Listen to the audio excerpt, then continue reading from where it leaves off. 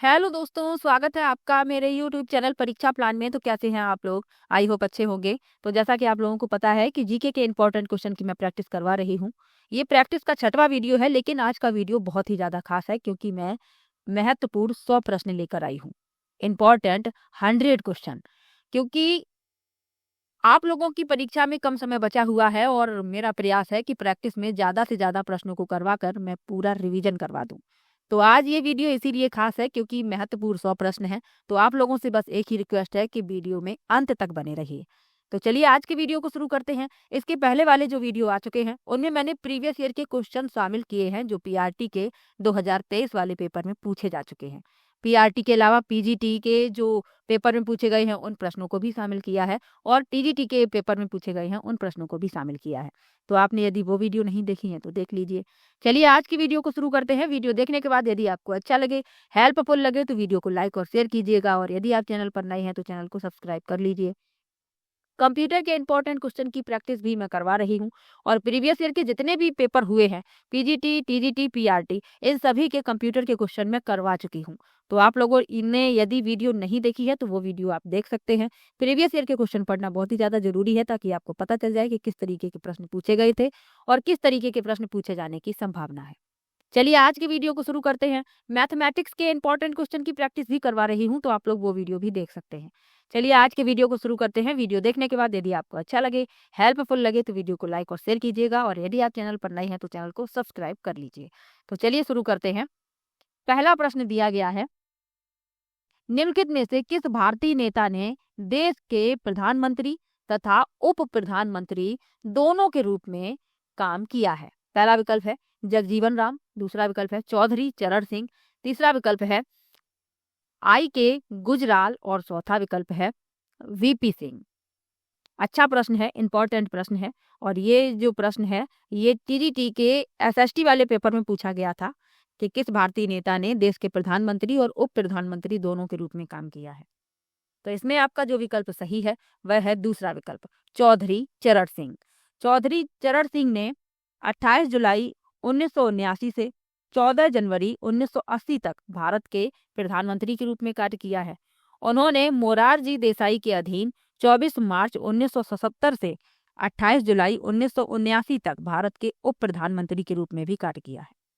तो ये आपको याद रखना है, इंपॉर्टेंट प्रश्न है, पूछे जाने की संभावना है। दूसरा विकल्प इसमें सही हो जाएगा। अब जो और विकल्प लिखे हुए हैं इनके बारे में भी जान लीजिए।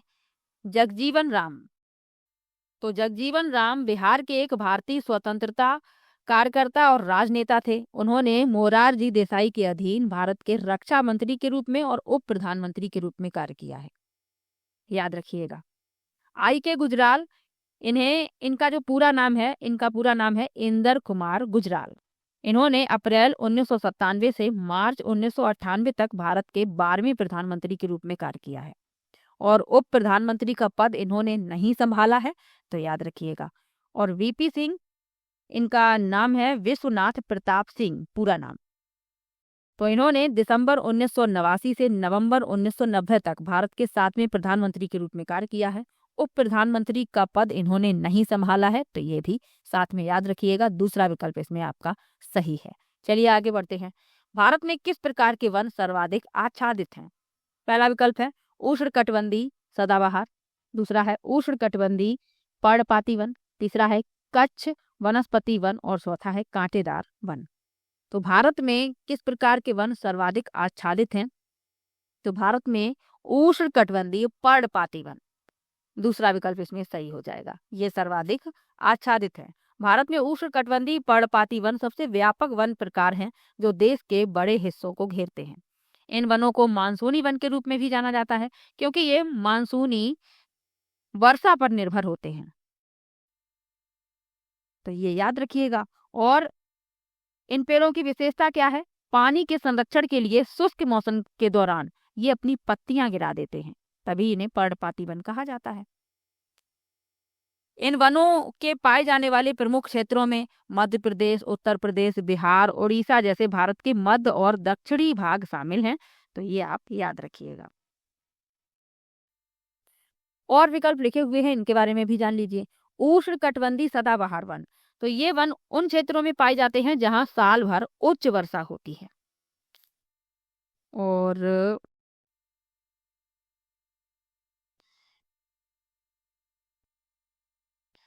कच्छ वनस्पति वन, तो ये जो वन होते हैं ये खारे पानी के तटीय इलाकों में उगने वाले विशेष पेड़ और झाड़ियां होती हैं, तो याद रखिएगा।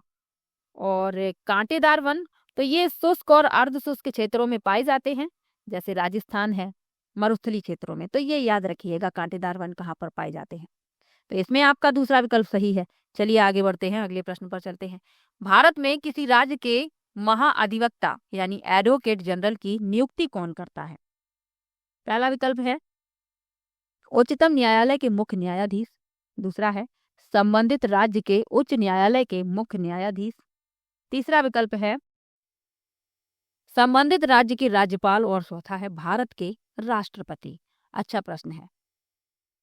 तो भारत में किसी राज्य का महाअधिवक्ता संबंधित राज्य के राज्यपाल द्वारा नियुक्त किया जाता है। तो इसमें आपका तीसरा विकल्प सही हो जाएगा, संबंधित राज्य के राज्यपाल। भारतीय संविधान के अनुच्छेद 165 के तहत राज्य के लिए महाधिवक्ता की नियुक्ति का प्रावधान है, तो ये भी आप याद रखिएगा। महाधिवक्ता के कार्य क्या है? महाधिवक्ता के कर्तव्यों में कानूनी मामलों पर राज्य सरकार को सलाह देना, कानूनी मामलों में राज्य का प्रतिनिधित्व करना, राज्यपाल द्वारा सौंपे गए किसी अन्य कानूनी कर्तव्य का पालन करना शामिल है। चलिए आगे बढ़ते हैं, अगले प्रश्न पर चलते हैं। भारत में किसके जन्मदिन को किसान दिवस के रूप में मनाया जाता है? पहला विकल्प है लाल बहादुर शास्त्री। दूसरा विकल्प है चौधरी चरण सिंह। तीसरा विकल्प है सर छोटू राम। और चौथा है स्वामी सहजानंद सरस्वती। तो किसान दिवस के रूप में किसके जन्मदिन को मनाया जाता है ये पूछा गया है, तो चौधरी चरण सिंह। दूसरा विकल्प इसमें सही हो जाएगा। अब मनाया कब जाता है तो ये भी तो आपको पता होना चाहिए। 23 दिसंबर को। कब मनाया जाता है? 23 दिसंबर को किसान दिवस के रूप में मनाया जाता है और इस दिन चौधरी चरण सिंह की जयंती होती है।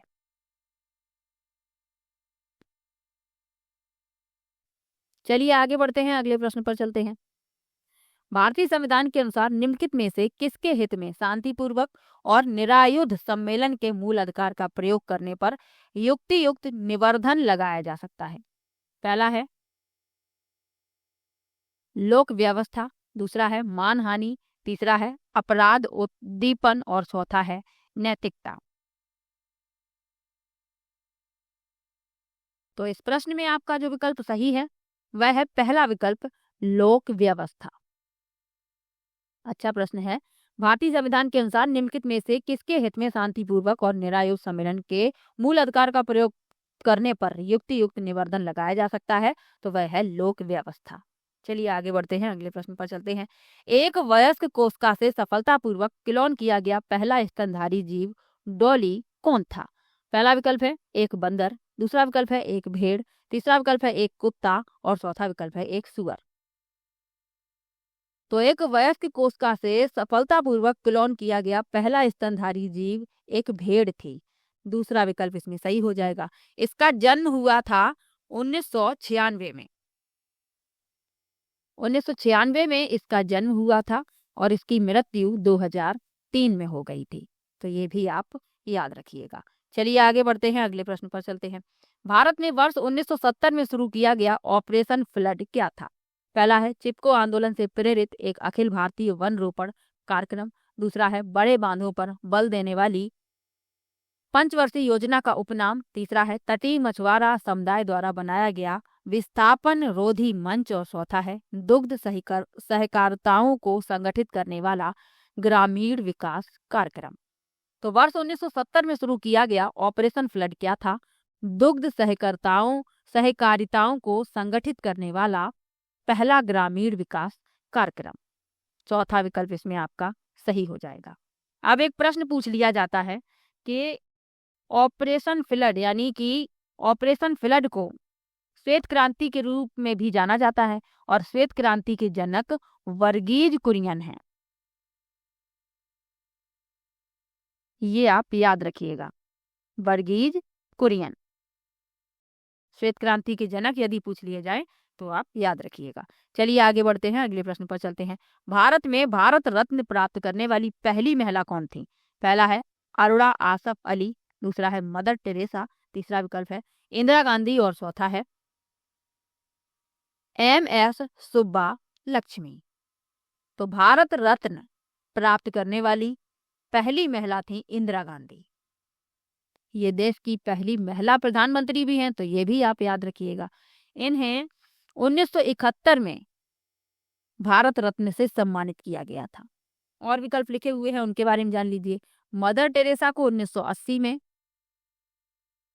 अरोड़ा आसिफ अली को 1997 में मरणोपरांत दिया गया था और MS सुब्बा लक्ष्मी को 1998 में।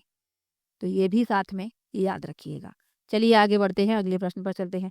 पुरा पाषाण काल को प्रायः भागों में विभाजित किया गया है। पहला विकल्प है 6, दूसरा है 2, तीसरा है 3 और चौथा है 5।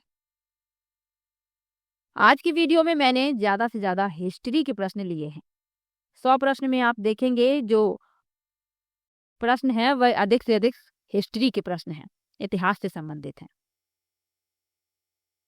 और आप लोग जरूर बताइएगा कि आपके कितने प्रश्न सही हुए। तो पुरा पाषाण काल को प्रायः कितने भागों में बांटा गया है? तो पुरा पाषाण काल को 3 भागों में बांटा गया है। 3 भागों में बांटा गया है। कौन कौन से हैं? निम्न पुरा पाषाण काल, मध्य पुरा पाषाण काल और उच्च पुरा पाषाण काल। तीनों के नाम याद रखिएगा। सी विकल्प इसमें सही है। चलिए आगे बढ़ते हैं। कौटिल्य के अर्थशास्त्र का एक महत्वपूर्ण पहलू क्या था? पहला है इसने केवल धार्मिक शिक्षाओं को बढ़ावा दिया था। दूसरा है इसने जासूसों के उपयोग को हतोत्साहित किया। तीसरा है इसका मुख्य लक्ष्य एक मजबूत जासूसी तंत्र का निर्माण करना था। और चौथा है इसमें शासकों को शासन से बचने का सुझाव दिया गया था। तो अर्थशास्त्र की रचना कौटिल्य ने की है। इन्हें ही चाणक्य कहते हैं, इन्हें ही विष्णुगुप्त कहते हैं। तो आपको कंफ्यूज नहीं होना है, इन्हीं के नाम हैं ये तीनों। अब इसमें पूछा गया है कि कौटिल्य के अर्थशास्त्र का एक महत्वपूर्ण पहलू क्या था? तो इसका मुख्य लक्ष्य एक मजबूत जासूसी तंत्र का निर्माण करना था। तीसरा विकल्प इसमें सही हो जाएगा। कौटिल्य के अर्थशास्त्र में राज व्यवस्था, कृषि, न्याय और राजनीति जैसे विभिन्न पहलुओं पर विचार किया गया है। इसमें शासकों को जनता के कल्याण पर ध्यान केंद्रित करने और प्रशासन को सुव्यवस्थित करने का सुझाव दिया गया है। इस ग्रंथ में राजतंत्र का भी समर्थन किया गया था, जिसमें एक शक्तिशाली राजा पूरे भारत पर शासन करेगा। इसलिए इसका मुख्य लक्ष्य एक मजबूत जासूसी तंत्र का निर्माण करना था। तो याद रखिएगा, सी विकल्प इसमें सही है। चलिए आगे बढ़ते हैं। मौर्योत्तर काल में निम्नलिखित में से कौन सा साम्राज्य भारत में शकों का उत्तराधिकारी बना? पहला है शुंग साम्राज्य, दूसरा है सातवाहन साम्राज्य, तीसरा है कुषाण साम्राज्य और चौथा है गुप्त साम्राज्य। तो इसमें आपका जो विकल्प सही है वह है तीसरा विकल्प, कुषाण साम्राज्य।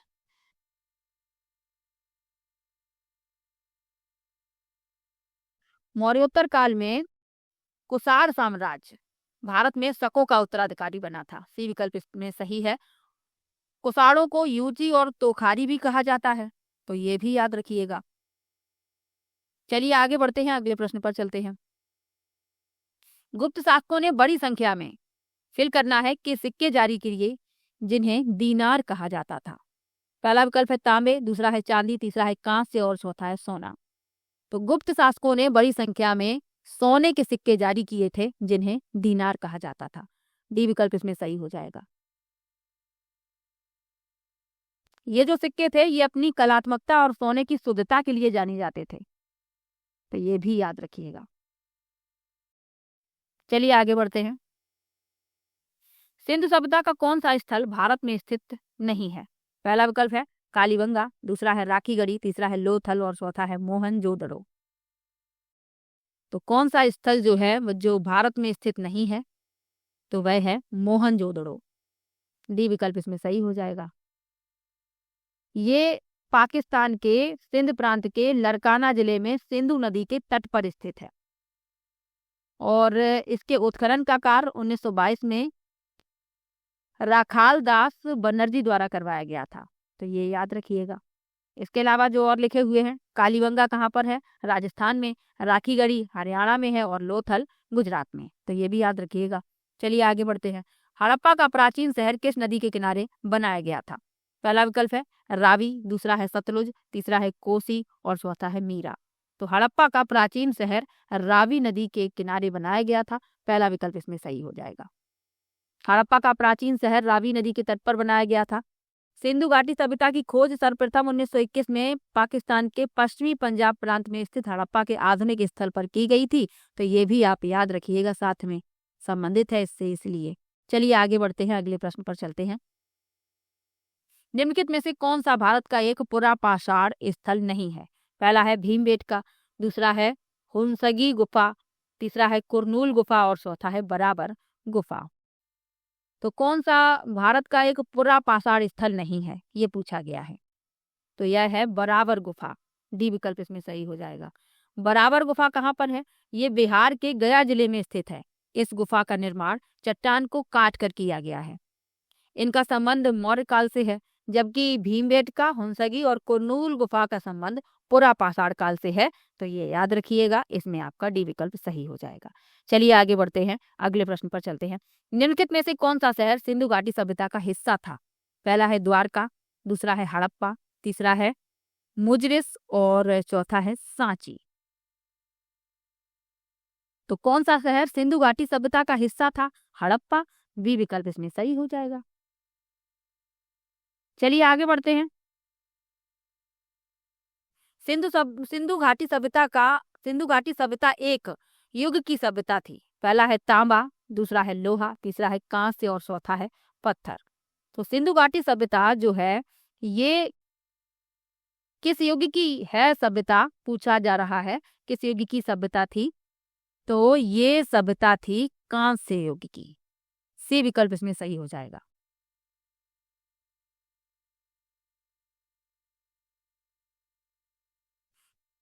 चलिए आगे बढ़ते हैं। मोहनजोदड़ो पाकिस्तान के सिंध प्रांत में पुरातत्व स्थल है। मोहनजोदड़ो का क्या अर्थ है? इंपॉर्टेंट प्रश्न है, कई बार पूछ लिया जाता है। पहला है आतंकमय पुरुषों का स्तूप, दूसरा है महान पुरुषों का स्तूप, तीसरा है संतुष्ट पुरुषों का स्तूप और चौथा है मृत पुरुषों का स्तूप। तो मोहनजोदड़ो का अर्थ है मृतकों का टीला या मृत पुरुषों का स्तूप। डी विकल्प इसमें सही हो जाएगा। अच्छा प्रश्न है, इंपॉर्टेंट प्रश्न है, पूछ लिया जाता है। अगला प्रश्न है बनावली हरियाणा के किस जिले में सिंधु घाटी सभ्यता काल से संबंधित पुरातत्व स्थल है? पहला है सिरसा, दूसरा है कुरुक्षेत्र, तीसरा है फतेहाबाद और चौथा है जींद। तो इसमें आपका जो विकल्प सही है वह है सी, फतेहाबाद। बनावली हरियाणा के फतेहाबाद जिले में सिंधु घाटी सभ्यता से संबंधित एक पुरातत्व स्थल है। इस स्थल की खोज R.S. विष्ट ने की थी, ये भी याद रखिएगा। और यहाँ से मिट्टी के बने हल एवं बढ़िया किस्म के जौ प्राप्त हुए हैं। चलिए आगे बढ़ते हैं, अगले प्रश्न पर चलते हैं। निम्नलिखित में से किस पुरातात्विक स्थल में बंदरगाह पाया गया था? पहला है मोहनजोदड़ो, दूसरा है कालीबंगा, तीसरा है लोथल और चौथा है हड़प्पा। अच्छा प्रश्न है, तो इसमें आपका सी विकल्प सही हो जाएगा, लोथल। लोथल गुजरात राज्य के अहमदाबाद जिले में सरागवाला गांव में स्थित बंदरगाह शहर है। यह 1954 में खोजा गया था और इसकी खुदाई भारतीय पुरातत्व सर्वेक्षण द्वारा 1955 से 1960 तक की गई थी। चलिए आगे बढ़ते हैं। निम्नलिखित में से कहाँ पहली बार सिंधु घाटी सभ्यता की खोज की गई? पहला है अमरी, दूसरा है कोटदीजी, तीसरा है हड़प्पा और चौथा है मोहनजोदड़ो। तो इसमें आपका जो विकल्प सही है वह है सी विकल्प, हड़प्पा। चलिए आगे बढ़ते हैं। सिंधु घाटी सभ्यता का बंदरगाह शहर कौन सा है? तो अभी तो इस तरीके का प्रश्न आया ही था, लोथल इसमें सही हो जाएगा, डी विकल्प।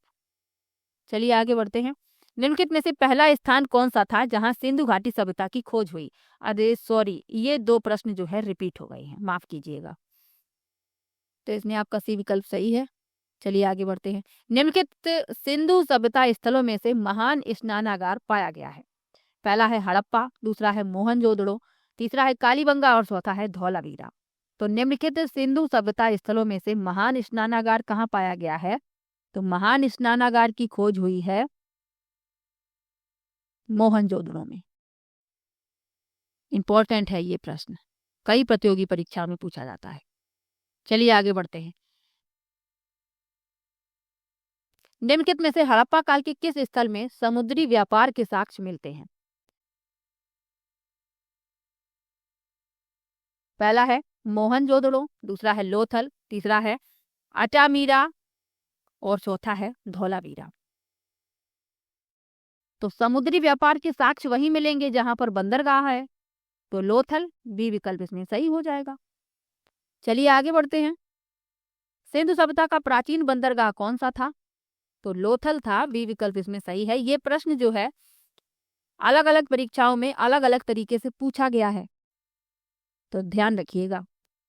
अगला प्रश्न है हड़प्पा स्थल नदी के तट पर स्थित है। पहला है सरस्वती, दूसरा है सिंधु, तीसरा है व्यास और चौथा है रावी। तो हड़प्पा स्थल रावी नदी के तट पर स्थित है, डी विकल्प इसमें सही हो जाएगा। अगला प्रश्न है हड़प्पा वासी किस प्रकार की प्राचीन लिपि का उपयोग करते थे? पहला है चित्रलिपि, दूसरा है रेखीय, तीसरा है सांकेतिक और चौथा है प्रतीकात्मक। तो हड़प्पा वासी किस प्रकार की प्राचीन लिपि का उपयोग करते थे?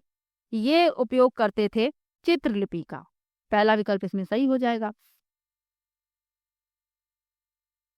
ये चित्रलिपि का प्रयोग करते थे हड़प्पा वासी, भाव चित्रात्मक लिपि। हड़प्पा सभ्यता की खोज किसने की? ये प्रश्न भी पूछ लिया जाता है, तो दयाराम साहनी ने 1921 में। चलिए आगे बढ़ते हैं। कौन सा बृहत हड़प्पाई स्थल हरियाणा में स्थित है? पहला है धौलावीरा, दूसरा है राखीगढ़ी, तीसरा है कालीबंगन और चौथा है आलमगीरपुर। तो हरियाणा में कौन सा स्थित है? राखीगढ़ी, बी विकल्प इसमें सही हो जाएगा। राखीगढ़ी हरियाणा के हिसार जिले में अवस्थित है। इसका उत्खनन 1997 से 1999 ईस्वी के मध्य अमरेंद्र नाथ द्वारा किया गया था, तो ये आप याद रखिएगा। यहाँ खुदाई के दौरान 7 स्तूप, दुर्ग, प्राचीर, अन्नागार, ऊंचे चबूतरे पर बनाई गई अग्निवेदिका प्राप्त हुई हैं, तो ये भी याद रखिएगा। बाकी ये सभी कहाँ हैं आप लोग कमेंट में बताइएगा। कुछ आप भी बताया कीजिए ताकि आपको कुछ प्रश्न याद हो जाएं, क्योंकि जब आप लिख देते हैं कुछ प्रश्नों के उत्तर तो वो आपको याद हो जाते हैं। चलिए आगे बढ़ते हैं। भारतीय का नाम जो मोहनजोदड़ो की खोज के साथ जुड़ा हुआ है, पहला है आर.डी. बनर्जी, दूसरा है आर.डी. चटर्जी, तीसरा है डब्ल्यू.सी. बनर्जी और चौथा है एस.एन. बनर्जी। तो अभी तो आपको बताया ही था, तो इसमें आपका पहला विकल्प सही हो जाएगा, अभी आपको बताया ही था। आर.डी. बनर्जी यानी राखल दास बनर्जी, पहला विकल्प इसमें सही हो जाएगा। चलिए आगे बढ़ते हैं। अश्वमेध यज्ञ प्राचीन भारतीय राजाओं द्वारा अपनी शाही संप्रभुता साबित करने के लिए एक की बलि था। किसकी बलि दी जाती थी अश्वमेध यज्ञ में? ये पूछा गया है। पहला है घोड़े, दूसरा है बकरी, तीसरा है हाथी और चौथा है भैंस। तो इसमें आपका जो विकल्प सही है वह है पहला विकल्प घोड़े। अश्वमेध यज्ञ भारत के वर्ष के एक प्रख्यात प्राचीन कालीन यज्ञ का नाम है। इस यज्ञ का आयोजन प्राचीन भारतीय राजाओं द्वारा अपनी शाही संप्रभुता साबित करने के लिए एक अनुष्ठान के रूप में घोड़े की बलि देना था। इस यज्ञ का उल्लेख वैदिक कालीन ग्रंथों तथा ऋग्वेद एवं ब्राह्मण ग्रंथों में भी मिलता है, तो ये आप याद रखिएगा। पुष्यमित्र शुंग तथा समुद्रगुप्त ने भी इसका आयोजन करवाया था। अच्छा प्रश्न है, इंपॉर्टेंट भी है, पहला विकल्प इसमें सही है। अगला प्रश्न है किस वेद में श्वेतरोपनिषद सन्निहित है? पहला है अथर्ववेद, दूसरा है ऋग्वेद, तीसरा है सामवेद और चौथा है यजुर्वेद। तो इसमें आपका जो विकल्प सही है वह है यजुर्वेद। वेदों की संख्या 4 है, चारों यहाँ पर लिखे हुए हैं। सबसे प्राचीन वेद यदि पूछ लिया जाए तो वह है ऋग्वेद। चलिए आगे बढ़ते हैं, अगले प्रश्न पर चलते हैं। रामायण द्वारा लिखित एक महाकाव्य है। पहला है व्यास, दूसरा है विश्वामित्र, तीसरा है वाल्मीकि और चौथा है वशिष्ठ। तो रामायण किसके द्वारा लिखित है? रामायण जो है वाल्मीकि द्वारा लिखित एक महाकाव्य है, सी विकल्प इसमें सही हो जाएगा। अगला प्रश्न दिया गया है भगवत गीता भारत के किस पौराणिक ग्रंथ से संबंधित है? पहला है रामायण, दूसरा है महाभारत, तीसरा है बद्रायण और चौथा है इनमें से कोई नहीं। तो भगवत गीता जो है ये किस पौराणिक ग्रंथ से संबंधित है? तो ये संबंधित है महाभारत से। बी विकल्प इसमें सही हो जाएगा। भगवत गीता का संबंध पौराणिक महाकाव्य महाभारत से है। भगवत गीता मूलतः महाभारत के भीष्म पर्व का अंश है, जिसकी रचना महर्षि वेद व्यास ने की थी। गीता में कुल 18 अध्याय तथा 700 श्लोक हैं, जिसमें मुख्य रूप से ज्ञान, भक्ति एवं कर्म मार्गों की विस्तृत व्याख्या की गई है। तो ये आप याद रखिएगा। चलिए आगे बढ़ते हैं। भारत के सर्वाधिक प्रभावशाली दार्शनिकों में से एक शंकर का जन्म में हुआ था। पहला विकल्प है केरल, दूसरा है राजस्थान, तीसरा है तमिलनाडु और चौथा है कर्नाटक। तो भारत के सर्वाधिक प्रभावशाली दार्शनिक आदि गुरु शंकराचार्य का जन्म 8वीं शताब्दी में केरल में हुआ था। ये अद्वैतवाद वेदांत सिद्धांत के प्रतिपादक थे। तो ये आप याद रखिएगा, केरल में इनका जन्म हुआ था। चलिए आगे बढ़ते हैं। भगवत गीता में कितने छंद हैं? पहला है 700, दूसरा है 670, तीसरा है 650 और चौथा है 600। तो इसमें 700 छंद हैं। पहला विकल्प इसमें सही हो जाएगा। चलिए आगे बढ़ते हैं। आड़ू व्रत का सिद्धांत किससे संबंधित है? पहला है महायान बौद्ध धर्म, दूसरा है हीनयान बौद्ध धर्म, तीसरा है जैन धर्म और चौथा है लोकायत संप्रदाय। तो आड़ू व्रत का सिद्धांत किससे संबंधित है? तो ये संबंधित है जैन धर्म से। सी विकल्प इसमें सही हो जाएगा। आड़ू व्रत सिद्धांत का प्रतिपादन जैन धर्म में किया गया है। जैन धर्म की प्रमुख शिक्षाएं सत्य, अहिंसा, अस्तेय, अपरिग्रह एवं ब्रह्मचर्य को आड़ू व्रत कहा जाता है। इसमें 4 सिद्धांतों का प्रतिपादन पार्श्वनाथ द्वारा, जबकि अंतिम अर्थात ब्रह्मचर्य के सिद्धांत का प्रतिपादन महावीर द्वारा किया गया है। तो ये भी याद रखिएगा। चलिए आगे बढ़ते हैं। बुद्ध का जन्म स्थान है, पहला है कुशीनगर, दूसरा है सारनाथ, तीसरा है बोधगया और चौथा है लुम्बिनी। तो बुद्ध का जन्म स्थान पूछा गया है गौतम बुद्ध का, तो इनका जन्म लुम्बिनी में हुआ था, नेपाल के लुम्बिनी में। और एक प्रश्न और पूछ लिया जाता है कि गौतम बुद्ध को ज्ञान की प्राप्ति कहाँ पर हुई? तो बोधगया में हुई ज्ञान की प्राप्ति। इन्होंने अपना पहला उपदेश सारनाथ में दिया और इनका महापरिनिर्वाण कुशीनगर में हुआ। तो ये सब साथ में याद रखिएगा। विकल्प भी बहुत अच्छे लिखे हुए हैं ताकि आपको इससे संबंधित जो विकल्प है इनसे संबंधित यदि प्रश्न पूछा जाए तो आपका गलत ना हो। जन्म पूछा गया है, आपसे पूछ लिया जाए कि प्रथम उपदेश कहाँ दिया, ज्ञान की प्राप्ति कहाँ हुई, इनका महापरिनिर्वाण कहाँ हुआ, तो आपका प्रश्न जो है वह गलत नहीं होगा। चलिए आगे बढ़ते हैं। कौन से राज्य को बौद्ध धर्म का उद्गम स्थल कहते हैं? पहला है सिक्किम, दूसरा है बिहार, तीसरा है यूपी यानी उत्तर प्रदेश और चौथा है एमपी यानी मध्य प्रदेश। तो कौन से राज्य को बौद्ध धर्म का उद्गम स्थल कहते हैं?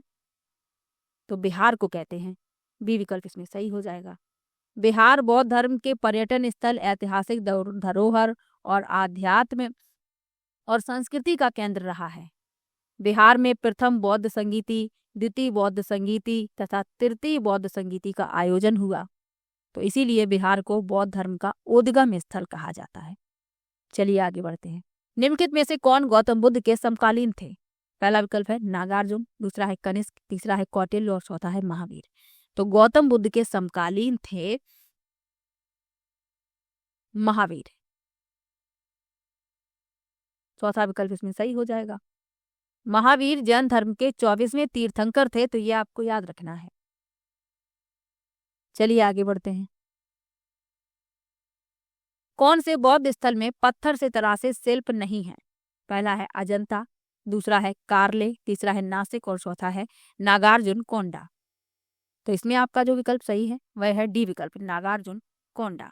पत्थरों को काटकर बनाई गई स्थापत्य कला वाले प्रमुख बौद्ध स्थल अजंता, कार्ले, नासिक, कन्हेरी ये सब हैं।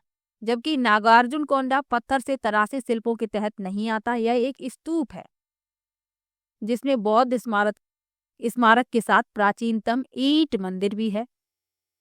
तो ये पत्थर से तरासे गए शिल्प से संबंधित नहीं है। डी विकल्प इस प्रश्न का उत्तर हो जाएगा। चलिए आगे बढ़ते हैं। भारतीय दर्शन के फिल करना है स्कूल हैं जिन्हें षड दर्शन के नाम से जाना जाता है। पहला है 6, दूसरा है 8, तीसरा है 4 और चौथा है 5। तो भारतीय दर्शन के 6 रूढ़िवादी स्कूलों को षड दर्शन के नाम से जाना जाता है। पहला विकल्प इसमें सही हो जाएगा। यहाँ भरा जाएगा 6। इसमें न्याय, सांख्य, योग, वैशेषिक, पूर्व मीमांसा और उत्तर मीमांसा शामिल है। इन विचारधाराओं में से अधिकांश कर्म और पुनर्जन्म के सिद्धांत में विश्वास करते हैं। तो ये आपको याद रखना है। मोक्ष को जन्म और मृत्यु के चक्र से मुक्त माना जाता है और यह मानव जीवन का अंतिम लक्ष्य है। चलिए आगे बढ़ते हैं। बौद्ध परिषदों की कुल संख्या है, पहला है 7, दूसरा है 6, तीसरा है 5 और चौथा है 3।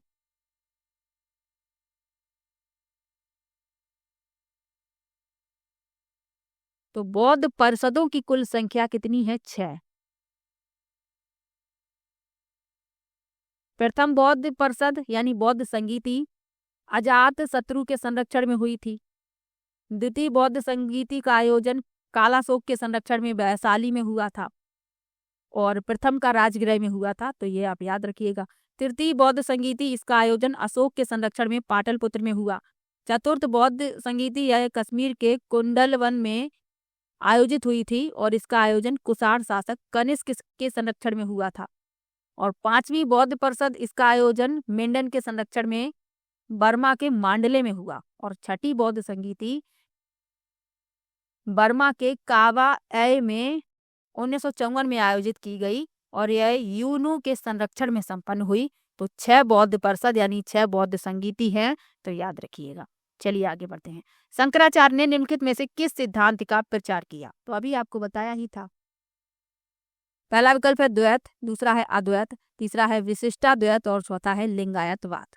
तो शंकराचार्य ने अद्वैतवाद का प्रचार किया। बी विकल्प इसमें सही हो जाएगा। चलिए आगे बढ़ते हैं।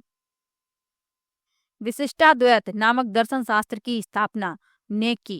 पहला है माधवाचार्य, दूसरा है रामानुजाचार्य, तीसरा है शंकराचार्य और चौथा है विठलाचार्य। तो विशिष्टाद्वैत नामक दर्शन शास्त्र की स्थापना रामानुजाचार्य ने की। बी विकल्प इसमें सही हो जाएगा।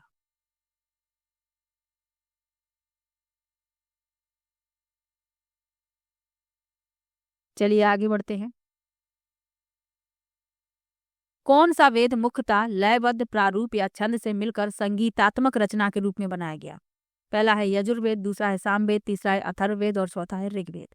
तो कौन सा वेद मुख्यतः लयबद्ध प्रारूप और छंद से मिलकर संगीतात्मक रचना के रूप में बनाया गया? तो यह है सामवेद। साम का अर्थ है संगीत या गान, तो याद रखिएगा सा से संगीत, सा से सामवेद।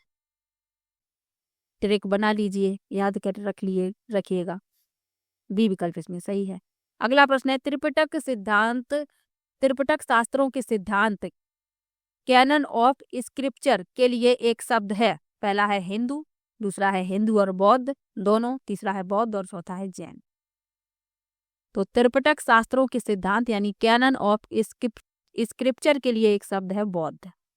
सी विकल्प इसमें सही हो जाएगा।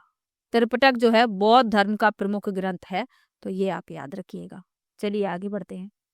बामियान बुद्ध की मूर्तियों को भारतीय कला की किस शैली के अनुसार तराशा गया? पहला है गांधार शैली, दूसरा है अमरावती शैली, तीसरा है मथुरा शैली और चौथा है सारनाथ शैली। तो बामियान बुद्ध की मूर्तियों को भारतीय कला की किस शैली के अनुसार तराशा गया? तो गांधार शैली के अनुसार। पहला विकल्प इसमें सही हो जाएगा। बामियान बुद्ध की मूर्तियां बलुआ पत्थर की चट्टानों से काट कर बनाई गई थी। यह मूर्तियां 5वीं शताब्दी ईसा पूर्व की हैं और कभी दुनिया की सबसे ऊंची बुद्ध की प्रतिमा थी। तो ये आप याद रखिएगा। चलिए आगे बढ़ते हैं। सिंधु घाटी के बाद एक प्रमुख सभ्यता महाजनपद काल में स्थापित हुआ। यहाँ थोड़ा सा जनपद, प्रमुख सभ्यता महाजनपद किस काल या युग में स्थापित हुआ? पहला है मध्य पाषाण युग, दूसरा है नव पाषाण, तीसरा है ताम्र पाषाण और चौथा है लौह युग। तो सिंधु घाटी सभ्यता के बाद महाजनपद लौह युग में स्थापित हुए। डी विकल्प इसमें सही हो जाएगा। अगला प्रश्न है बुद्ध ने फिल करना है में ज्ञान प्राप्त किया। पहला है कुशीनारा, दूसरा है बोध गया, तीसरा है सारनाथ और चौथा है पावापुर। तो अभी आपको बताया था कि इन्हें बोध गया में ज्ञान की प्राप्ति हुई थी। बी विकल्प इसमें सही हो जाएगा। अगला प्रश्न है, भगवान गौतम बुद्ध के जीवन काल में प्राचीन भारत में कितने महाजनपद या महान राज्य मौजूद थे? पहला है 10, दूसरा है 12, तीसरा है 16, और चौथा है 14। तो याद रखिएगा 16 महाजनपद थे। सी विकल्प इसमें सही हो जाएगा। कौन कौन से थे? काशी, अंग, कौशल, वत्स, मगध, वज्जी, मल्ल, मत्स्य, कुरु, चेदी, कंबोज, गांधार, पांचाल, अवंती, सूरसेन और असमत। तो याद रखिएगा इन्हें।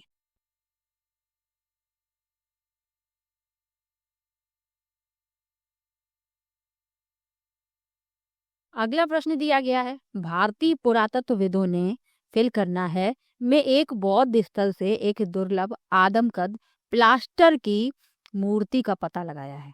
पहला है तेलंगाना, दूसरा है असम, तीसरा है छत्तीसगढ़ और चौथा है बिहार। तो वर्ष 2019 में तेलंगाना के पुरातत्वविदों ने सूर्यापेट के फड़ीगिरी में एक बौद्ध स्थल से आदमकद प्लास्टर की आकृति प्राप्त की है, जिसे इक्ष्वाकु वंश के शासन के दौरान फड़ीगिरी में लगभग 1700 साल पहले कारीगरों द्वारा बनाया गया था। तो पहला विकल्प इसमें सही हो जाएगा। चलिए आगे बढ़ते हैं। सूची 1 और सूची 2 को सम्मिलित कीजिए, नीचे दिए गए कोड से सही उत्तर का चयन कीजिए। चलिए मिलाते हैं। लिखा है जन्म, तो जन्म को किससे दर्शाया गया है? जन्म को दर्शाया गया है बैल या सांड से। ज्ञान, ज्ञान को दर्शाया गया है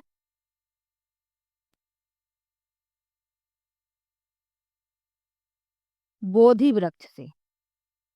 प्रथम उपदेश, इसको दर्शाया गया है चक्र से। और मृत्यु को स्तूप से। यानी कि ए का है तीसरा, बी का है पहला, सी का है, सी का मिलाया है दूसरे से और डी का मिलाया है चौथे से। यानी कि आपका बी विकल्प इस प्रश्न का हो जाएगा उत्तर, बी विकल्प। चलिए आगे बढ़ते हैं, अगले प्रश्न पर चलते हैं। बुद्ध और महावीर निम्नलिखित में से किस महाजनपद से आते थे? पहला है मगध, दूसरा है उज्जैन, तीसरा है वज्जी और चौथा है कौशल।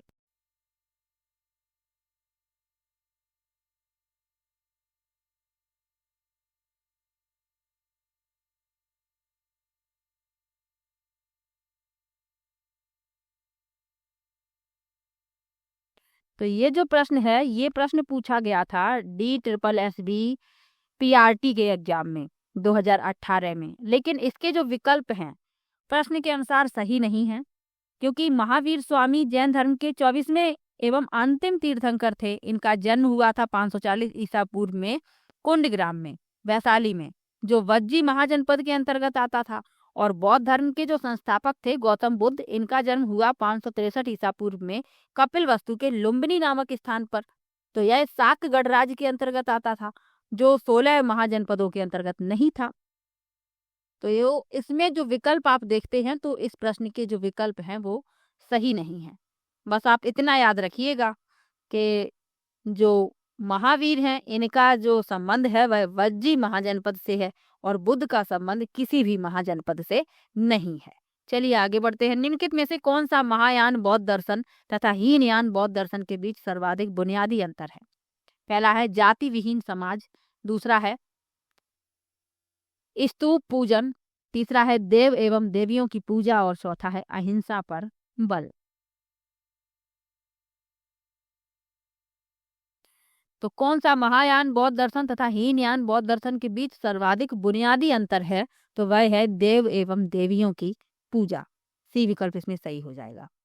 कनिष्क के समय चतुर्थ बौद्ध संगीति के बाद बौद्ध धर्म स्पष्टता दो संप्रदायों में विभक्त हो गया, हीनयान और महायान। हीनयान संप्रदान के जो लोग थे वो मानते थे कि प्रत्येक व्यक्ति को अपने प्रयत्नों से ही मोक्ष की प्राप्ति का प्रयास करना चाहिए। हीनयान संप्रदाय के लोग मूर्ति पूजा एवं देवी देवताओं की पूजा पर विश्वास नहीं करते थे, जबकि महायान संप्रदाय के लोग बुद्ध को देवता के रूप में स्वीकार करते थे और इनकी पूजा करने लगे थे। तो ये आपको याद रखना है, अंतर पूछा गया है, बुनियादी अंतर। तीसरा विकल्प इसमें सही हो जाएगा। अगला प्रश्न है, मोहम्मद पैगंबर का जन्म कहाँ हुआ था? पहला है मक्का, दूसरा है मदीना, तीसरा है बगदाद और चौथा है दौलताबाद। तो इस्लाम धर्म के संस्थापक हजरत मोहम्मद थे। इनका जन्म हुआ था मक्का में। पहला विकल्प इसमें सही हो जाएगा, मक्का। चलिए आगे बढ़ते हैं। बिंबिसार और अजात शत्रु संरक्षक थे। पहला है शैव धर्म, दूसरा है वैष्णव धर्म, तीसरा है जैन धर्म और चौथा है इनमें से कोई नहीं।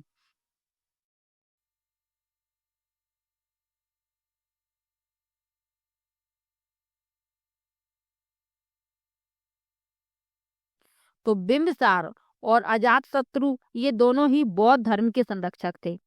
तो इनमें से कोई नहीं, डी विकल्प इस प्रश्न का उत्तर हो जाएगा, क्योंकि ये दोनों संरक्षक थे बौद्ध धर्म के, याद रखिएगा। चलिए आगे बढ़ते हैं, अगले प्रश्न पर चलते हैं। मौर्य राजवंश का प्रथम शासक कौन था? पहला विकल्प है बिंदुसार, दूसरा विकल्प है चंद्रगुप्त, तीसरा है बृहद्रथ और चौथा है अशोक।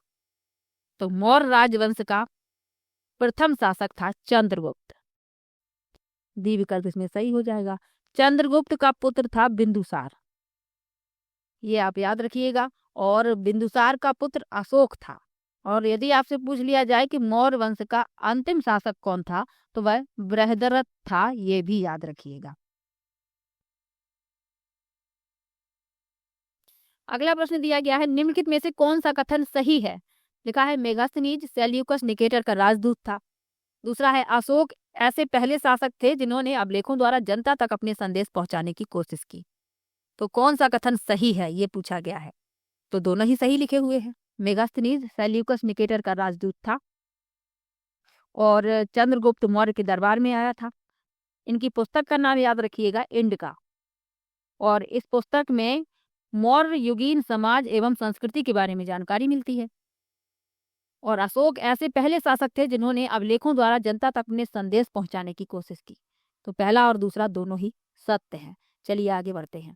यूनानियों द्वारा निम्नलिखित में से किस भारतीय राजा को अमित्रोचेट्स अर्थात दुश्मनों का संहार करने वाला राजा कहा जाता था? पहला है चंद्रगुप्त मौर्य, दूसरा है दशरथ, तीसरा है बिंदुसार और चौथा है अशोक। तो बिंदुसार को कहा गया है अमित्रोचेट्स, यानी दुश्मनों का संहार करने वाला राजा। चलिए आगे बढ़ते हैं। बिंदुसार के दरबार में डाइमेकस नामक दूत आया था, तो ये भी याद रखिएगा। चलिए आगे बढ़ते हैं। अशोक द्वारा नियुक्त किए गए धर्म महामात्रों के कर्तव्यों का उसके निम्न अभिलेखों में उल्लेख हुआ। पहला है पंचम शिलालेख, दूसरा है सप्तम स्तंभलेख, तीसरा है षष्ठ शिलालेख और चौथा है द्वादश शिलालेख।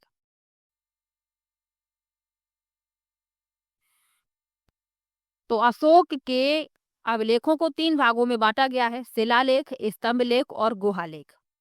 अशोक के शिलालेखों की संख्या 14 है। इसके 5वें तथा छठे शिलालेख में धर्म महामात्रों के कर्तव्यों का उल्लेख मिलता है। तो पंचम और छठे, 5वें और छठे शिलालेख में, यानी पहला और तीसरा, ए विकल्प इस प्रश्न का उत्तर हो जाएगा। एक प्रश्न पूछ लिया जाता है कि अशोक के जो शिलालेख हैं इनको सर्वप्रथम किसने पढ़ा था? तो 1837 ईस्वी में जेम्स प्रिंसेप ने। तो ये आप याद रखिएगा। अब यदि आपसे पूछ लिया जाए कि अशोक के शिलालेख की खोज किसने की, तो 1750 ईस्वी में टी फैनथेलर ने। तो ये अभी याद रखिएगा साथ में। चलिए आगे बढ़ते हैं।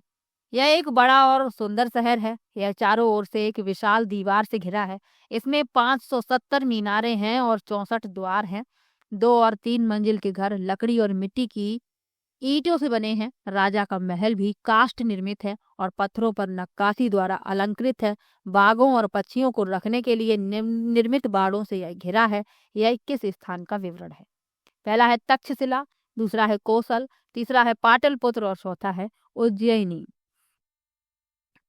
तो ये जो विवरण दिया गया है, ये विवरण है पाटलिपुत्र का। सी विकल्प इसमें सही हो जाएगा।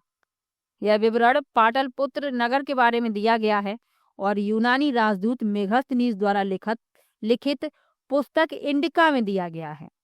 तो ये भी याद रखिएगा। इंडिका जो पुस्तक है मेगास्थनीज की, उसमें ये विवरण दिया गया है। सी विकल्प इस प्रश्न का उत्तर हो जाएगा। चलिए आगे बढ़ते हैं। अगला प्रश्न दिया गया है, चंद्रगुप्त मौर्य था। पहला है अशोक का परदादा, दूसरा है अशोक का भाई, तीसरा है अशोक का पिता और चौथा है अशोक का दादा। तो चंद्रगुप्त मौर्य जो था ये अशोक का दादा था, यानी अशोक के पिता थे बिंदुसार और बिंदुसार के पिता थे चंद्रगुप्त मौर्य। तो चंद्रगुप्त मौर्य अशोक के दादा हुए। डी विकल्प इसमें सही हो जाएगा। चलिए आगे बढ़ते हैं। गौतमी पुत्र सातकर्णी वंश के राजा थे, तो ये किस वंश के थे ये पूछा गया है। पहला है चोल, दूसरा है चेर, तीसरा है पांड्य और चौथा है सातवाहन। तो ये सातवाहन वंश के राजा थे। डी विकल्प इसमें सही है। चलिए आगे बढ़ते हैं। निम्नलिखित में से किस इंडो बैक्टीरियाई शासक ने भारत में यूथिडेमिड साम्राज्य की नींव रखी। पहला है एंटियोकस, थर्ड दूसरा है यूथिडेमस सेकंड, तीसरा है पेंटालियन और चौथा है डेमोट्रियस फर्स्ट। तो इसमें जो आपका विकल्प सही है वह है डी विकल्प, Demetrius first. Demetrius first Indo बैक्टीरियाई शासक ने भारत में यूथिडेमिड साम्राज्य की नींव रखी। चलिए आगे बढ़ते हैं, अगले प्रश्न पर चलते हैं। प्राचीन भारत के राजा कनिष्क निम्नलिखित में से किस राजवंश से संबंधित थे। पहला है कुषाण, दूसरा है कण्व, तीसरा है शुंग और चौथा है मौर्य। तो कनिष्क जो थे ये कुषाण वंश से संबंधित थे। पहला विकल्प इसमें सही है। चलिए आगे बढ़ते हैं। अश्वघोष जो राजा फिल करना है के दरबार में रहता था उसने बुद्ध चरित लिखी। पहला है कनिष्क, दूसरा है बाबर, तीसरा है विक्रमादित्य और चौथा है अशोक।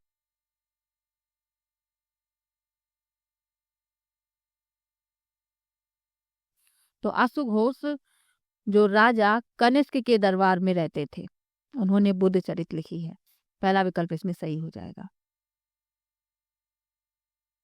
ये कनिष्क के राजकवि थे, तो ये भी याद रखिएगा। कनिष्क महान जो फिल करना है राजवंश के तुरुस्क सम्राट थे। उन्होंने गांधार स्कूल की यूनानी बौद्ध कला को प्रोत्साहन दिया। तो अभी आपको बताया ही था इनका संबंध कुषाण वंश से है, तो बी विकल्प इसमें सही हो जाएगा। चलिए आगे बढ़ते हैं। भरमौर में सबसे बड़ा मंदिर कौन सा है जो हिमाचल प्रदेश में गुप्त युग के बाद का हिंदू मंदिर है। पहला है संकट मोचन मंदिर, दूसरा है वशिष्ठ मंदिर, तीसरा है लक्षणा देवी मंदिर और चौथा है बाबा बालकनाथ मंदिर। तो भरमौर में सबसे बड़ा मंदिर है लक्षणा देवी मंदिर जो हिमाचल प्रदेश में गुप्त युग के बाद का हिंदू मंदिर है। सी विकल्प इसमें सही हो जाएगा। यह देवी दुर्गा के महिषासुर मर्दनी रूप को समर्पित है। यह 7वीं शताब्दी के उत्तरार्ध का है और भारत के सबसे पुराने अवशिष्ट लकड़ी मंदिरों में से एक है। चलिए आगे बढ़ते हैं। विक्रमादित्य की उपाधि किसने धारण की। पहला है अशोक, दूसरा है बिंदुसार, तीसरा है चंद्रगुप्त द्वितीय और चौथा है समुद्रगुप्त। तो विक्रमादित्य की उपाधि किसने धारण की। चंद्रगुप्त ने, चंद्रगुप्त द्वितीय ने। सी विकल्प इसमें सही हो जाएगा।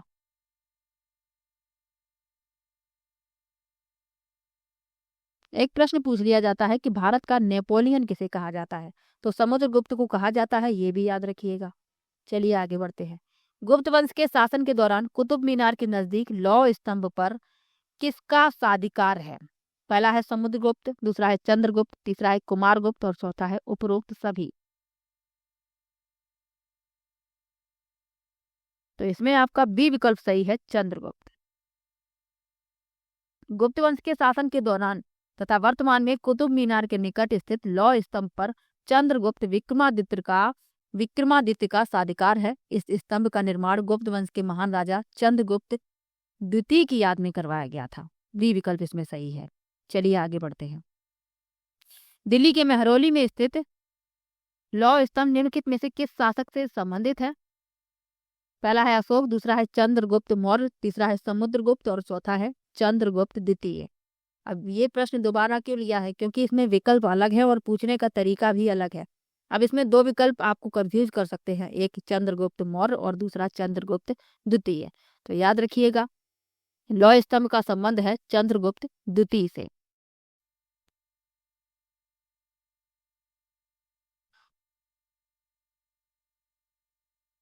डी विकल्प इसमें सही हो जाएगा। कंफ्यूज बिल्कुल भी मत होइएगा।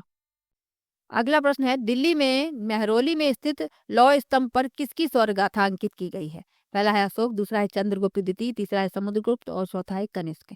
तो बार बार ये प्रश्न पूछा गया है। क्यों पूछा गया है? क्योंकि यदि ये घुमा फिरा कर पूछा जाए तो गलत ना हो, क्योंकि ये प्रश्न आपका DSSB TDT में भी पूछा गया है और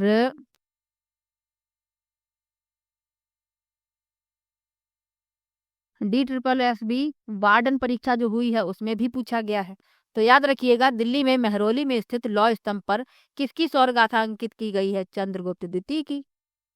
चलिए आगे बढ़ते हैं। अजंता और एलोरा की गुफाएं के पास हैं? पहला है अजमेर, दूसरा है औरंगाबाद, तीसरा है पटना और चौथा है जयपुर। तो अजंता और एलोरा की गुफाएं औरंगाबाद के पास स्थित हैं, महाराष्ट्र में। बी विकल्प इसमें सही है। ये जो गुफाएं हैं ये बड़ी बड़ी चट्टानों को काट कर बनाई गई हैं, ये भी याद रखिएगा। किसने किसने देखी हैं कमेंट में बताइएगा। विश्व प्रसिद्ध अजंता की गुफाएं किस राज्य में स्थित है? पहला है मध्य प्रदेश, दूसरा है महाराष्ट्र, तीसरा है कर्नाटक और चौथा है उड़ीसा। तो विश्व प्रसिद्ध अजंता की गुफाएं किस राज्य में स्थित हैं? तो ये स्थित हैं महाराष्ट्र में। बी विकल्प इसमें सही हो जाएगा। चलिए आगे बढ़ते हैं। तीसरी शताब्दी में वाकाटक वंश के संस्थापक कौन था? पहला है नागभट्ट, दूसरा है प्रवर सेन, तीसरा है विंध्य शक्ति और चौथा है रुद्रसेन। तो विंध्य शक्ति तीसरी शताब्दी में वाकाटक वंश का संस्थापक था। इसके बाद उसका पुत्र प्रवरसेन प्रथम राज सिंहासन पर बैठा था। तो ये भी याद रखिएगा। इसमें आपका सी विकल्प सही हो जाएगा। चलिए आगे बढ़ते हैं। भारत में स्थित राजा नरसिंह देव का सूर्य मंदिर कहाँ स्थित है? पहला है दुर्गापुर, दूसरा है अजमेर, तीसरा है भरतपुर और चौथा है कोणार्क। तो आप सभी लोगों को पता ही होगा कि प्रसिद्ध सूर्य मंदिर जो है ये कोणार्क में स्थित है। और कोणार्क कहाँ है, किस राज्य में है, कमेंट में बताइएगा। अगला प्रश्न है, राज वंश के शासक थे?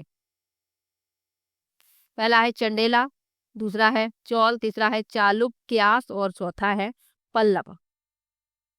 तो राज वंश के शासक थे चोल वंश के। बी विकल्प इसमें सही हो जाएगा। राज प्रथम दक्षिण भारत के चोल वंश के महानतम शासकों में से एक हैं। इनका शासनकाल 985 ईस्वी से 1014 ईस्वी तक रहा। तो ये आप याद रखिएगा। चोल वंश का संस्थापक विजयालय था, तो ये भी याद रखिए। और राज प्रथम ने तंजावुर स्थिर बृहदेश्वर मंदिर का निर्माण करवाया था, तंजावुर में। तो ये भी याद रखिए। वंश संबंधित स्थान का कौन सा युग्म सही है? चोल, उरैयूर और पल्लव, कांचीपुरम। तो कौन सा सही है वह हमें बताना है। तो दोनों ही सही लिखे हुए हैं, दोनों ही सही है, एक और दो। पहला विकल्प इसमें सही हो जाएगा। चलिए आगे बढ़ते हैं। निम्नलिखित में से किसे सबसे शक्तिशाली चोल शासक माना जाता था? पहला है राजेंद्र प्रथम, दूसरा है राजराज प्रथम, तीसरा है दंती दुर्ग और चौथा है विजयालय। तो किसे सबसे शक्तिशाली चोल शासक माना गया? तो राजराज प्रथम को। पहला विकल्प सही है। जल्दी जल्दी से देख लेते हैं प्रश्नों को। प्रश्नों की संख्या 100 है। बस आप लोगों से एक ही रिक्वेस्ट है कि वीडियो को ज्यादा से ज्यादा शेयर कीजिए। अगला प्रश्न है, अपने गुफा मंदिरों के लिए प्रसिद्ध घारापुरी द्वीप कहाँ स्थित है?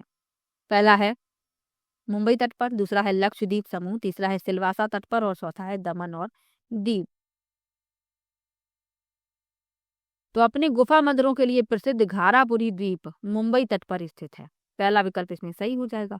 घारापुरी एलिफेंटा द्वीप का प्राचीन नाम है, तो ये भी याद रखिएगा।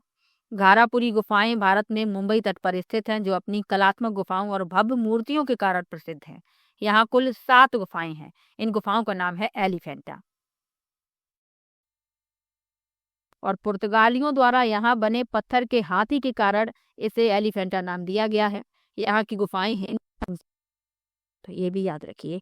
चलिए आगे बढ़ते हैं। कंदरिया महादेव मंदिर किस राजपूत वंश के संरक्षण में बनाया गया? तो यहाँ पर कंदारिया होगा, गलती से आ की मात्रा जो है वो हट गई है। कंदारिया महादेव मंदिर किस राजपूत वंश के संरक्षण में बनाया गया। पहला है दिल्ली और अजमेर के चौहान, दूसरा है कन्नौज के राठौर, तीसरा है मेवाड़ के सिसोदिया और चौथा है बुंदेलखंड के चंदेल। तो इसमें आपका जो विकल्प सही है कंदारिया महादेव मंदिर, ये जो है ये बनाया गया है बुंदेलखंड के चंदेल के संरक्षण में।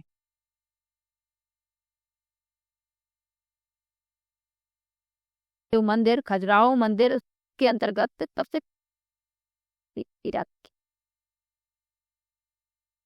ये बढ़ते चिदम्बरम का चोर मंदिर निम्न में से ऊपर है। पहला है अलवार, दूसरा है जैन, तीसरा है नैनार और चौथा है वैदिक। तो चिदम्बरम मंदिर तमिलनाडु के चिदम्बरम में अवस्थित है, जो भगवान शिव को समर्पित है। यह मंदिर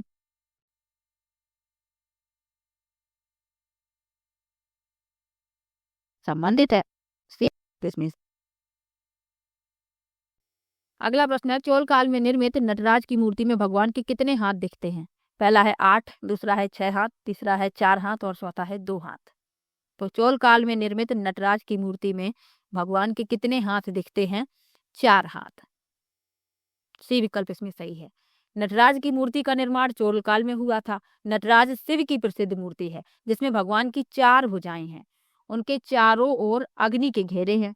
एक पांव से उन्होंने बौने को दबा रखा है अक्षमा को, और दूसरा पांव नृत्य मुद्रा में ऊपर की ओर उठा हुआ है। उन्होंने अपने दाहिने हाथ में डमरू पकड़ा हुआ है और डमरू की आवाज सृजन का प्रतीक है। तो ये भी याद रखिए। चलिए आगे बढ़ते हैं। अगला प्रश्न है मंदिर का निर्माण राज चोल द्वारा किया गया। पहला है श्री कृष्ण, दूसरा है मदुरै मीनाक्षी, तीसरा है बृहदेश्वर और चौथा है बालाजी। तो बृहदेश्वर मंदिर का निर्माण राज चोल द्वारा किया गया, अभी आपको बताया ही था। सी विकल्प इसमें सही हो जाएगा।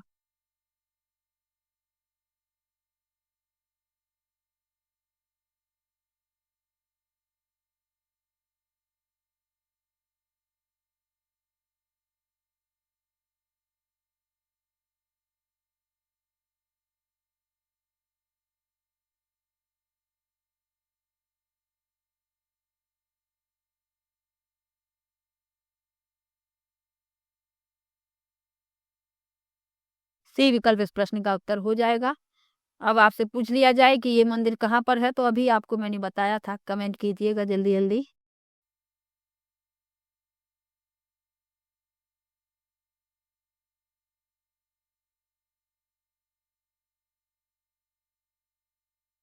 तो ये मंदिर जो है तंजौर में है।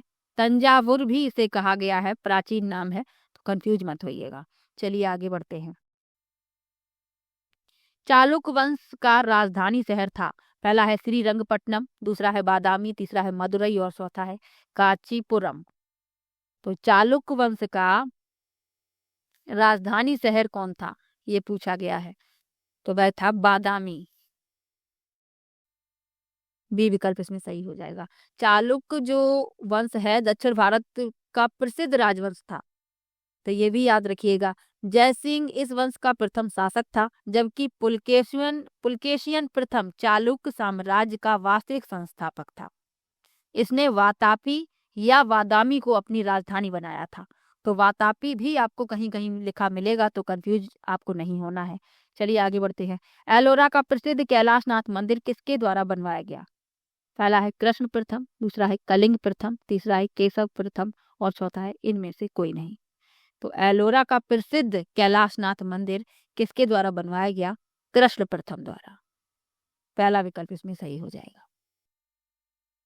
अगला प्रश्न दिया गया है अनंत वर्मन फिल करना है वंश का शासक था। पहला है नंद, दूसरा है हर्यक, तीसरा है गंग और चौथा है सुंग। तो अनंत वर्मन गंग वंश का शासक था।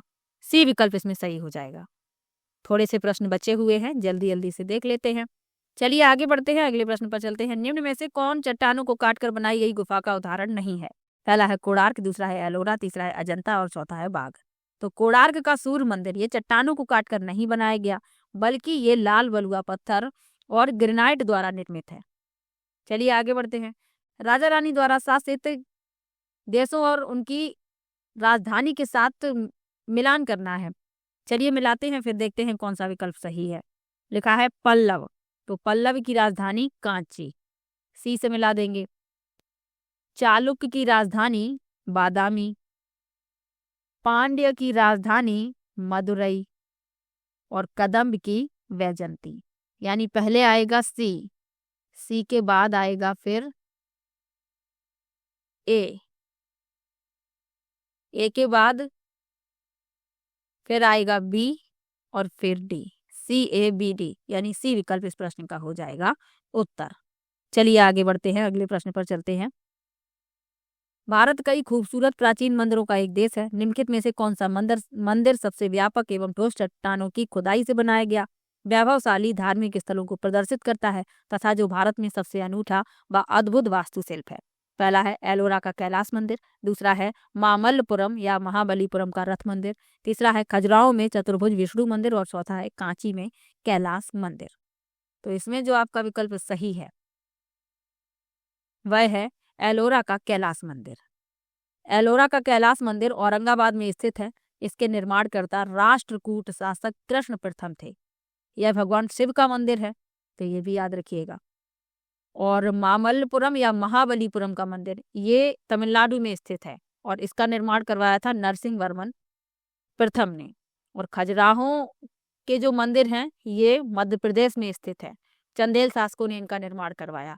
और कांची में कैलाश मंदिर ये तमिलनाडु में स्थित है और इसको पल्लव वंशी शासक नरसिंह वर्मन द्वितीय ने बनवाया था। सबके बारे में याद रखिएगा। चलिए आगे बढ़ते हैं। सूर्य मंदिर यहाँ स्थित है। पहला है भोपाल, दूसरा है मदुरई, तीसरा है तिरुचिरापल्ली और चौथा है कोणार्क। तो अभी आपको बार बार बताया कि उड़ीसा राज्य के कोणार्क में सूर्य मंदिर स्थित है। डी विकल्प इसमें सही है। चलिए आगे बढ़ते हैं। नटराज की प्रसिद्ध कांसे की प्रतिमा इसका उत्तम उदाहरण है। पहला है चोल कला, दूसरा है होयसल कला, तीसरा है गांधार कला और चौथा है मौर्य कला। तो नटराज की प्रसिद्ध कांसे की प्रतिमा चोल कला का उत्तम उदाहरण है। पहला विकल्प सही है। चलिए आगे बढ़ते हैं। निम्नलिखित में से किस राजवंश ने 7वीं और 8वीं शताब्दी के दौरान कश्मीर घाटी पर शासन किया? तो 7वीं और 8वीं शताब्दी के दौरान कश्मीर घाटी पर काकरकोट राजवंश ने शासन किया। कारकोट है यहाँ पर, गलती से ये एक का ज्यादा बन गया है, कारकोट राजवंश है। बी विकल्प इसमें सही हो जाएगा। अगला प्रश्न है किस चालुक्य राजा ने अभिनव सिद्धराज की उपाधि धारण की? पहला है कुमारपाल, दूसरा है मूलराज प्रथम, तीसरा है जयसिंह सिद्धराज और चौथा है भीम द्वितीय। तो किस चालुक्य राजा ने अभिनव सिद्धराज की उपाधि धारण की? भीम द्वितीय ने। डी विकल्प इसमें सही हो जाएगा। चलिए आगे बढ़ते हैं। संगम काल दक्षिण भारत में काल है, तो संगम काल 3री शताब्दी BC से 3री शताब्दी AD तक। सी विकल्प इसमें सही हो जाएगा। संगम काल दक्षिण भारत में 3री शताब्दी ईसा पूर्व से 3री शताब्दी ईसवी तक माना जाता है, तो ये याद रखिएगा। चलिए आगे बढ़ते हैं। अगला प्रश्न दिया गया है, दिल्ली की सुरक्षा प्राचीर में निम्न में से कौन सा इब्न ए बतूता के द्वारा सबसे उत्तम दरवाजा बताया गया? पहला है दिल्ली दरवाजा, दूसरा है मांडवी दरवाजा, तीसरा है गुल दरवाजा और चौथा है बदायूं दरवाजा। तो इसमें आपका पहला विकल्प सही है, दिल्ली दरवाजा। इब्न बतूता के द्वारा दिल्ली दरवाजे को उत्तम दरवाजा कहा गया है, तो ये आप याद रखिएगा। इब्न बतूता मोरक्को का निवासी था, तो ये भी याद रखिएगा, भारत की यात्रा पर आया था। अगला प्रश्न है, भारत के मूल निवासी थे? तो भारत के मूल निवासी द्रविड़ थे। सी विकल्प सही है। अगला प्रश्न, आलमगीर नामा निम्नलिखित में से किस मुगल बादशाह के शासन का इतिहास है? पहला है औरंगजेब, दूसरा है बहादुर शाह जफर, तीसरा है जहांगीर और चौथा है शाहजहां। तो आलमगीर जो है किस मुगल बादशाह के शासन का इतिहास है? तो ये इतिहास है औरंगजेब के शासनकाल का। पहला विकल्प इसमें सही हो जाएगा। औरंगजेब ने बीवी के मकबरे का निर्माण करवाया है, तो ये भी याद रखिए। निम्नलिखित में से कौन सा विकल्प आधुनिक भारत के इतिहास में हुई घटनाओं का पहले से लेकर बाद में हुए घटना के हिसाब से सही कालक्रम बताता है? आखिरी प्रश्न है, तो इसमें जो आपका विकल्प सही है वह है बी। भारतीय राष्ट्रीय कांग्रेस का गठन कब हुआ? 1885 में। उसके बाद मुस्लिम लीग का गठन हुआ 1906 में।